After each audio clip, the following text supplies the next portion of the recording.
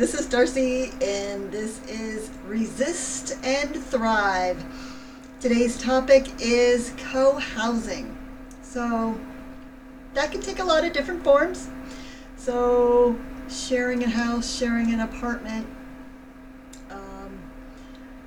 I am more leaning towards purchasing a house with other people. Right now, where I live anyway, there are a lot of big houses for sale. Houses people couldn't afford, but bought and shouldn't have. So, my thought is to get some people together, buy one of these houses that's large enough for us to all have privacy, but still have our cost of living go down because we are sharing the mortgage. You can do the same thing, I guess, with rent if you have a large enough apartment and someone that you get along with well.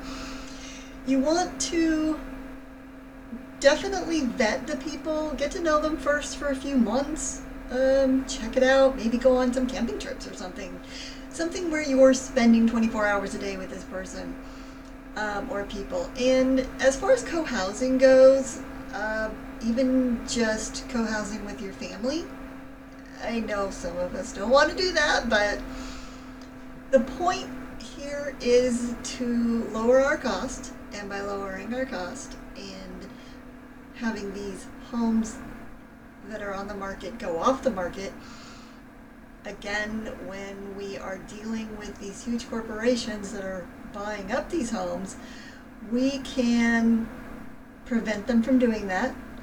And again, we will be thriving because we will have a private home. We don't have to live in an apartment if you're like me and you don't like living in an apartment. But you need to make sure you have a place big enough for your needs. And for me, privacy. So, for instance, for me, I love to read. If you can see my apartment, it's filled with books. But I also love to crank up my stereo to classic rock. So you have to be able to get along with these people, and you don't want a rock and roller living with a country person, probably. And that brings us to things where we can have a little more community, such as our garden that we can all share, or whatever. And one of the thoughts I had too was possibly bringing back boarding houses. That was something that was popular in the first depression, I believe, the real depression, and I think even up into the 50s and maybe even the 60s. Someone who has a large home rents out all the rooms. The front room is shared. Sometimes meals can be shared. Not just renting out a room in your house, but sharing the house. And that's a big thing. If you have a home and you want to rent space to people, we're trying to create communities here. So if you just want to rent out a home or your home, space to make more money, it's probably not a good deal for the rest of us. So consider what you're doing. Consider the fact that we are trying to help each other and trying to survive whatever is going to be coming our way. So, like I said, boarding houses, renting space in your house, buying a home together with other people. For those of you who have already a large lot or a large piece of property, maybe bringing in or having people that want to live in a community buy, what are those things called, tiny houses, or some such thing that you can put on your property, maybe build a main building for people to use as a main site. So they live in a tiny house, but over here is another building that has a large kitchen, several stoves and refrigerators, and a living space for everyone to enjoy, gardens, and places for people to grow food. So that's an idea, that I'm kicking around. I would like to do that personally. I would like to buy a house with some people that has enough space for all of us. So one thing that you all need to consider, if you're considering doing something like this, is the legalities of it. So you want to have something in writing as far as what each person's duties are for the house or the apartment. So, if you buy a home with a group of people and one person decides, I want to buy out, I want out of here, what are the rules for buying that person out?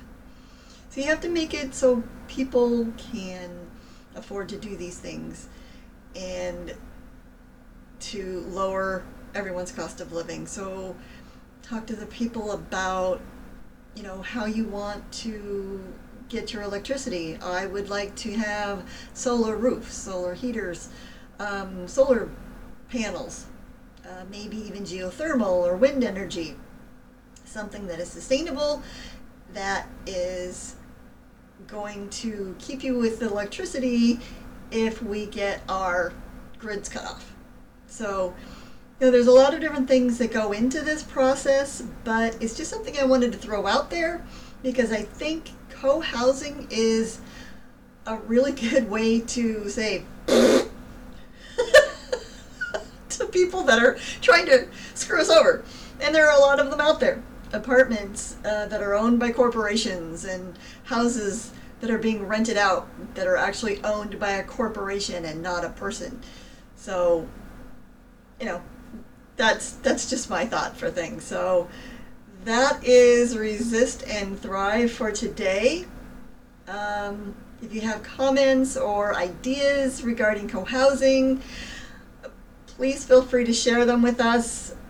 This is a community and I want everyone's thoughts thrown in here because obviously I'm just spitballing here. I'm throwing things out for us to consider and hopefully implement to make all of our lives better. So thank you for watching. This is Resist and Thrive, and I will be back again soon with my next video. I believe the next one will be probably libraries, which sounds like an odd thing to have a video about, but we'll get to that later. Thanks. Have a great day.